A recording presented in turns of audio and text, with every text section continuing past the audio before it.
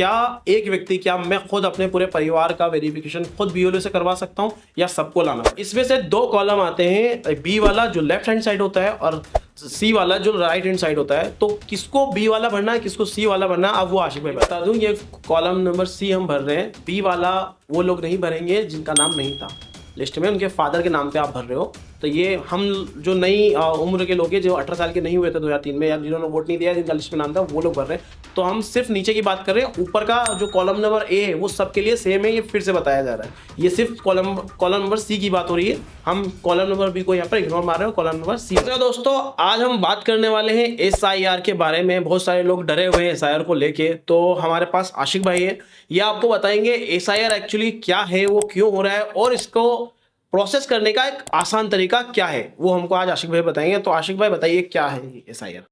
SIR डरने की चीज़ नहीं है, ये गवर्नमेंट का एक रेगुलर बेस पे प्रोग्राम है। ये हिंदुस्तान में नहीं पूरी दुनिया में किया जाता है। पॉपुलेशन के जो भी गवर्नमेंट डॉक्यूमेंट होते हैं, जैसे कि हमारे हिंदुस्तान में सरकार को बनाने के लिए सबसे इम्पोर्टेंट डॉक्यूमेंट है वोटर कार्ड। वोट के अधिकार से ही हम गवर्नमेंट को बना सकते हैं। तो उसमें फर्जी मतदाता ना रहे, डबल मतदाता ना रहे, और जो लोग छूट चुके हैं उनके नाम इसमें आसानी से जुड़ जाए। ओके। अभी तक इस SIR में ये है कि जिन लोगों ने पिछला हमारा SIR 2002 में कंप्लीट हुआ था MP का, जिसकी फाइनल लिस्ट 2003 में आई थी, उसी लिस्ट के हिसाब से जो मतदाता 2003 में थे उन्हें बिल्कुल डरने की ज़रूरत नहीं है। वो बड़ी आसानी से अपना फॉर्म भरें। जो 2003 की नामावली में उनका नाम था उसकी डिटेल भरें, और आपको 2 फोटो लगाने के अलावा फॉर्म में कोई सी प्रकार के डॉक्यूमेंट लगाने की ज़रूरत नहीं पड़ेगी। अच्छा, 2003 की लिस्ट में जिन जिन का नाम था उनको फॉर्म के साथ कुछ भी नहीं देना है, सिर्फ फोटो देना है, इसके अलावा कुछ नहीं। और जो जिनका 2003 में नाम नहीं था वो क्या करेंगे? सपोज जो 2003 में 18 वर्ष के नहीं थे, या 18 वर्ष के हों और मगर किसी कारणवश वोटर कार्ड ना बना पाए हों जी, उन लोगों के लिए मम्मी, पापा, दादा, दादी, परिवार में से चारों में से कोई भी शख्स जिन्होंने 2003 में वोट डाला हो या ना डाला हो, नामांकन में नाम हो उनका वोटर लिस्ट में, तो उनको केवल देखना है कि अपना कौन से बूथ पे, कौन सी विधानसभा में वोट आया था। ठीक है। तो फॉर्म में आप ऊपर अपना फॉर्म को ऊपर अपनी डिटेल भरेंगे, और नीचे किस कॉलम में आप अपने 2003 में फादर, मदर, दादा, दादी में से एक की डिटेल भर देंगे, आपका SIR का फॉर्म कंप्लीट हो जाएगा विद 2 फोटो। ठीक। अब आसान तरीका क्या है अपनी लिस्ट को सर्च करना? जो नॉर्मल क्या है, हो सकता है नाम हो लेकिन बेलो ने नहीं बताया हो, उनको लिस्ट में नहीं मिला हो, तो आसान तरीका क्या है कि उनको वो लिस्ट में नाम ढूंढ ले? फिर उसके बाद में बताइएगा फॉर्म का तरीका। सबसे पहले तो ये सर्च करें कि फिलहाल मेरा वोटर कार्ड कहाँ है। अपने वोटर कार्ड के ऊपर एक एपिक नंबर होता है जी, 10 डिजिट का जी, 3 अल्फाबेटिकल 7 डिजिट। उसको इलेक्शन कमीशन के साइट पे जाइए, उससे सर्च करिए, तो उससे आपको एक चीज़ मिल जाएगी जब सर्च करेंगे कि आपका कौन सी विधानसभा में, कौन से भाग में, आपका क्या सीरियल क्रमांक है, आपका नाम, आपका एड्रेस, और साथ ही उसमें नीचे कॉल बाय BLO, उस पर आप क्लिक करेंगे तो आपको आपके BLO का नाम और मोबाइल नंबर आसानी से मिल जाएगा। फिर आप उस BLO से संपर्क करके उसकी लिस्ट में चेक कर लें, सबसे बेहतर तरीका है। ठीक है। और इसी का सवाल एक ये करंट है 2025 की जो लिस्ट फाइनल हुई 1 जनवरी 2025 की, उसको ढूंढने का। इसी प्रकार से अगर 2003 की लिस्ट में ढूंढना है आपका नाम या आपके फादर का नाम, रिलेटिव का नाम कि 2003 में जिन्होंने वोट दिया, तो इलेक्शन कमिश्नर की साइट पे जाकर या गूगल पर जाकर डायरेक्ट लिखिए वोटर लिस्ट 2003। ठीक है, तो मिल जाएगी, तो आसानी से मिल जाएगी। फिर फॉर्म जैसे आएगा स्टेट, डिस्ट्रिक्ट, विधानसभा, अपने लोकेशन के हिसाब से उसको सर्च कर ले, बहुत आसानी से मिल फिर वो नाम से या फिर मकान नंबर से आप सर्च कर सकते हैं। फिर उसमें नाम का कॉलम मिल जाएगा, मकान नंबर मिल जाएगा, सीरियल नंबर मिल जाएगा। अगर पुराना काम हो उसका एपिक नंबर से भी PDF एक्सेस कई बार नहीं आता है एपिक नंबर नहीं भी आएगा तो किसी को डरने की जरूरत नहीं। जिसका भी 2003 की लिस्ट में नाम है, केवल नाम मांगा गया है, एपिक नंबर ऑप्शनल है। ऑप्शनल है, ओके। जो लोग एपिक नंबर ढूंढ रहे हैं या फॉर्म पे डाल रहे हैं वो इस बात को सुन लें। अच्छा, फॉर्म भरने का सबसे आसान तरीका कि क्या हम ऑप्शनल चीज़ों को छोड़ के आसानी से फॉर्म को भर सकते हैं, ताकि ज़्यादा हम गलतियां ना करें फॉर्म भरने में? सभी भाई और बहनों से गुजारिश करता हूँ इस बात को गौर से सुने कि फॉर्म जब आपको आए तो सबसे पहले ऊपर फोटो लगाएं, नया वाला लगाएं, फ्रेश फोटो। हो सकता है आपने अभी 6 महीने पहले भी वोटर कार्ड अपडेट कराया हो, मगर फिर से नया फोटो लगा दें। जिनका 2003 में वोट डाला है या नामांकन सूची में नाम है, वो फॉर्म कैसे भरें? सबसे पहले अपनी जन्म तिथि लिखें, उसको महीना, डेट मंथ और ईयर में लिखें। सेकंड नंबर पर आधार ऑप्शनल है, मगर मैं गुजारिश करता हूँ सभी लोग आधार नंबर उसमें अपडेट करवाएं। तीसरा, मोबाइल नंबर जरूरी अपडेट कराना है और कोशिश करें कि पूरे घर के लोग एक ही नंबर अपडेट कराएं ताकि एक साथ पूरे परिवार की चेन बनी रहे। चौथे नंबर पर आएगा पिता का नाम। पिता का नाम लिखना जरूरी है। आपने 2003 में वोट डाला है तो ऊपर आपका नाम, आपकी पूरी डिटेल ऊपर से प्रिंटेड है आपके फॉर्म में। आपको आपकी डिटेल नहीं लिखनी, अपने फादर की लिखनी है। इपिक नंबर हो तो लिखें, ना हो तो ना लिखें, चलेगा। उसके बाद आएगा माता का नाम। माता का नाम पूरा लिखें जिस प्रकार से उनके आधार कार्ड में या वोटर कार्ड में हो। इपिक नंबर हो अवेलेबल तो उसके नीचे इपिक नंबर लिख दें। उसके बाद आता पत्नी का नाम, ये भी ऑप्शनल है, यदि हो मतलब अगर शादीशुदा है तो लिखें। इससे क्या होगा, ये नॉमिनी जैसा काम करेगा। आपके फॉर्म में आपकी पत्नी का और आपकी पत्नी के फॉर्म में आपका नंबर होना जरूरी है और इपिक नंबर लिखना भी जरूरी है, समझ लीजिए मेरी तरफ से। एपिक नंबर भी लिखना है। ये तो जनरल फॉर्म हो गया, ये फर्स्ट पॉइंट हो गया। ये 3 पॉइंट में से 3 पॉइंट में से फर्स्ट पॉइंट हो गया। 3 कॉलम है फॉर्म के अंदर, 3 कॉलम है, उसमें से ये पहला कॉलम है जिसको आपको भरना कंपलसरी है। हर एक के लिए ये तो भरना ही है। ये आपने 2003 में वोट लिस्ट में नाम है या नहीं है, सभी के लिए फॉर्म इतना भरना कंपलसरी है। अब जिन्होंने 2003 में वोटर लिस्ट में जिनका नाम है वो बी वाला कॉलम बने, जो स्वयं के लिए भर रहे हैं, जो स्वयं के लिए भर रहे हैं कि जी मैंने 2003 में वोट डाला था। तो इसमें कुछ नहीं करना है, निर्वाचक का नाम जहाँ लिखा है, निर्वाचक मतलब खुद, ठीक है, आपका खुद का नाम ऊपर ही लिखा है, आपने फॉर्म में भी लिखा है। अब यहाँ पर आप आपका नाम लिखेंगे। इपिक नंबर हो तो लिख दे, हो गई सही। क्यों होगा, क्योंकि फॉर्म में इसी में पुराना नहीं लिखना है, ये वाला लिख देना, नया वाला लिखना। हमेशा ध्यान रखें, पुराना इपिक नंबर नहीं लिखना, नया वाला लिखना है। ठीक है, ठीक है। उसके बाद आप आपके फादर का नाम लिखेंगे। आपने अगर 2003 में नामांकन में नाम है तो आप क्या लिखेंगे, आपके फादर का नाम।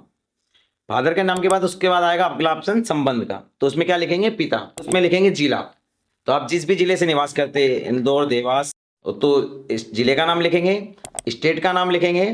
फिर आएगा विधानसभा का नाम, तो जिस विधानसभा में आपका वोट पड़ता है विधानसभा का नाम लिखेंगे। फिर नीचे 3 कॉलम आएंगे। सबसे पहले विधानसभा, तो उसमें क्रमांक में लिखेंगे, जैसे कि किसी की विधानसभा क्रमांक 1 हो, 2 हो, 100 हो, 101 हो, 180 हो, 200 वो हो, 2003 की लिस्ट में लिखा हुआ है। जिस प्रकार से 2003 की लिस्ट में उस हिसाब से लिखें। 2003 की लिस्ट में सबसे ऊपर लिखा हुआ है, लेफ्ट हैंड साइड में विधानसभा का क्षेत्र लिखा है, फिर भाग संख्या लिखी है राइट साइड पे, और मतदाता क्रमांक लिखा हुआ है हर एक बंदे के नाम के आगे। इस बात का ध्यान रखें। तो फिर हम लिखेंगे सेकंड कॉलम में भाग संख्या, जो अभी बताया साहिल भाई ने, राइट साइड पे, राइट साइड में। और तीसरा कॉलम जो है सरल क्रमांक। सरल क्रमांक क्या है कि जब आपका नाम आएगा, नाम के पहले सरल क्रमांक, स्टार्टिंग सरल क्रमांक से होगी। पहला सरल क्रमांक, फिर गृह नंबर, फिर नाम, फिर पिता का नाम। ये वो लोगों के लिए अब, और इन लोगों को अब सेकंड वाला जो थर्ड वाला भाग है इस फॉर्म का, वो नहीं भरना है, जो स्वयं के लिए भर रहे हैं। अब जो अपने माता पिता के आधार पे अपना भर रहे हैं, जिनका खुद का नाम तो नहीं है लेकिन उनके पिता का नाम जरूर है, जो पहली बार शायद 2003 में वोट नहीं दिया और अब भर रहे हैं अपना नाम, जैसे कि हम हो गए, हमारी उम्र वाले हो गए, तो वो कैसे भरेंगे आप वो बता दीजिए। जैसे कि आपने बहुत अच्छी बात करी, हमारी उम्र वाले जिन्होंने 2003 में वोट नहीं दिया या उनका नामांकन सूची में किसी कारण से नाम नहीं जुड़ पाया था, या जिनके ने 1995 में नाम दिया और 2003 में नाम रहने से छूट गए।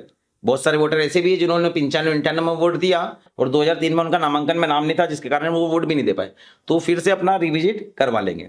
तो इसमें फॉर्म बहुत आसान प्रोसेस है। सबसे पहले नाम, जिन्होंने 2003 में खुद का नाम नहीं था, वो अपने फादर, मदर, ग्रैंडफादर, दादा दादी के नाम से, 4 लोगों के नाम से आप इस फॉर्म को फिल कर सकते हैं। सबसे पहले आप लिखेंगे फादर का नाम। ये बता दूं, ये कॉलम नंबर सी हम भर रहे हैं, बी वाला वो लोग नहीं भरेंगे जिनका नाम नहीं था लिस्ट में, उनके फादर के नाम पे आप भर रहे हो। तो ये हम जो नई उम्र के लोग हैं, जो 18 साल के नहीं हुए थे 2003 में, या जिन्होंने वोट नहीं दिया, जिनका लिस्ट में नाम था, वो लोग भर रहे हैं। तो हम सिर्फ नीचे की बात कर रहे हैं, ऊपर का जो कॉलम नंबर ए है वो सबके लिए सेम है, ये फिर से बताया जा रहा है। ये सिर्फ कॉलम नंबर सी की बात हो रही है, हम कॉलम नंबर बी को यहाँ पर इग्नोर मार रहे हो, कॉलम नंबर सी भर रहे हैं। ठीक है, तो सबसे पहले हम हमारा फादर का नाम लिखेंगे। इनकेस जिनके फादर 2003 में नहीं थे तो वो अपनी मदर का नाम लिखेंगे। जिनकी मदर और फादर दोनों 2003 में नहीं थे, वो अपने दादा या दादी का नाम लिखेंगे। बेसिकली जिसका नाम 2003 की लिस्ट में था, जिसके आधार पे आप अपना ये फॉर्म भर रहे हो, आपको उनका नाम लिखना है। तो इसके बाद सेकंड ऑप्शन इसमें आएगा इपिक नंबर। इपिक नंबर जरूरी नहीं लिखना, छोड़ भी सकते हैं इसे। तीसरा संबंधी का नाम, तो अगर इसमें आप आपके फादर का नाम लिख रहे हैं तो संबंधी के नाम में आपके दादा का नाम लिखना है, और अगर दादा का नाम लिख रहे हैं तो आपके संबंधी के नाम में परदादा का नाम लिखना पड़ेगा। इसी प्रकार से अगर आप किसी कारण से माता के नाम से फॉर्म भर रहे हैं तो माता के सामने पति का नाम लिखना पड़ेगा सेकंड वाले कॉलम में संबंधी के नाम की जगह, और दादी का भर रहे हैं तो दादा का भरना पड़ेगा। और माता का नाम लिख रहे हैं तो संबंध में माता लिखेंगे, पिता का लिख रहे हैं तो पिता, दादा का लिख रहे हैं तो दादा, और दादी का लिख रहे हैं तो दादी। चौथा कॉलम जो इसमें आएगा, पंचवा कॉलम, जिला। जिस जिले में 2003 में आपके जिसके रिलेटेड फॉर्म भरा जा रहा है उसने जहां पर वोट डाला था उस जिले का नाम। ठीक है।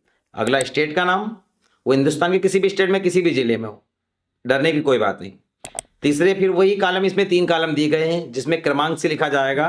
पहला विधानसभा क्रमांक, दूसरा भाग संख्या, और तीसरा सरल मतदाता क्रमांक। बेसिकली 2003 में आपके दादा, पापा, मम्मी या दादी, जिसका भी आप इसमें नाम डाल रहे हो, जिसके आधार पे आपका फॉर्म कंप्लीट होगा, उन्होंने 2003 में जहाँ पे भी वोट डाला था, जिस विधानसभा क्षेत्र के जिस पोल बूथ पे, मतलब नंबर समझ रहे हो ना आप, विधानसभा क्षेत्र, भाग संख्या और मतदाता क्रमांक, वो आपको वापस से वही वाली बात जो हमने कॉलम बी में बताई थी, वो कॉलम आपको सी में भरनी है, कॉलम बी को कट छोड़कर। ये यहाँ पर ऊपर सबसे ऊपर अपना एक फ्रेश फोटो लगाएं और नीचे अपने सिग्नेचर करें, हिंदी इंग्लिश जिसमें भी आप सिग्नेचर करते हैं, जिस भी लैंग्वेज में, आसानी से फॉर्म बीएलओ को दें, बीएलओ से सिग्नेचर लें, दोनों फॉर्म सेम भरें, उसकी एक डिजिटल कॉपी मोबाइल से ले लें, उसके बाद एक कॉपी आप रखें, एक बीएलओ को दे दें। और ये जो फॉर्म है वो हिंदी में भरें या इंग्लिश में भरें? बेहतर है हिंदी में भरें। इंग्लिश में क्या होता है, जब कंप्यूटर पर चढ़ती है चीज़ें तो उस समय वो इंग्लिश में टाइप कर देता है, तो हिंदी में जब नाम आता है तो नामों में बहुत मिस्टेक होती है जी। तो कोशिश करें हिंदी में भरें कि अगर आपका जब नामांकन में फाइनल नाम आ और अगर वो गलती दिखे तो आप फॉर्म दिखाकर जो आपके पास रिसीविंग है उसके आधार पर उसको वापस सुधरवा सकते हैं। एक और लास्ट क्वेश्चन है ये, उसके बाद हम वीडियो खत्म करते हैं कि क्या एक व्यक्ति, क्या मैं खुद अपने पूरे परिवार का वेरिफिकेशन खुद बीएलओ से करवा सकता हूँ या सबको लाना पड़ेगा? आप अकेले आपके पूरे फैमिली का वेरिफिकेशन करवा सकते हैं। ठीक है। आप उनके उचित डॉक्यूमेंट लेकर बीएलओ के पास जाएं, बीएलओ को बताएं कि ये फॉर्म मेरी वालदा का है, नीचे साइन करेंगे आप आपके खुद के, जैसे साहिल नाम है आप साहिल के साइन करेंगे और लिख देंगे मेरी माता। ठीक है। तारीख लिख देंगे। आपके फादर का करेंगे आप आपके साइन करेंगे, लिख देंगे पिता, तारीख लिख देंगे। आप आपकी मिसेस का कर रहे हैं, लिख देंगे वाइफ, पत्नी, स्पाउस, हाँ, है ना, और तारीख लिख देंगे। ठीक है। इसी प्रकार से भाई का, बहन का, बीबी का, भाभी का, जितने भी रिलेटिव आपके घर में आप पूरी फैमिली का कर सकते हैं, फैमिली का ही कर सकते हैं, पड़ोसी का नहीं। ठीक, शुक्रिया। आपने बहुत अच्छे तरीके से, सिंपल तरीके से, आम लोगों की बालचाल की भाषा से आपने इस चीज़ को समझाया, और उम्मीद करते हैं जो वीडियो देख रहे हैं वो इसको समझेंगे और आसानी से एसआईआर के फॉर्म को भरेंगे। एसआईआर से डरने की जरूरत नहीं है, इसे समझने की जरूरत है। इस वीडियो को 10 बार देखो, समझो और लोगों को शेयर करो, और जिनको फॉर्म में प्रॉब्लम आ रही है वो इस वीडियो को देख के दोबारा आसानी से इस फॉर्म को भर सकते हैं। और इसके बारे में अगर आप लोगों को कुछ समझ में नहीं आया हो या कुछ और जानना हो जो शायद हम लोगों से वीडियो में छूट गया हो, तो कमेंट में लिख दीजिएगा, हम उसका भी वीडियो आपके लिए बना देंगे ताकि आपके लिए आसानी हो जाए। तो ऐसे डरने का नहीं, इसे समझने की जरूरत है। बाकी आप लोगों को वीडियो पसंद आया हो और इस तरह की और वीडियोस, जानकारी वाले वीडियोस देखना चाहते हो तो प्लीज वीडियो को लाइक करना, शेयर करना, चैनल को सब्सक्राइब करना। मिलते हैं अगले वीडियो।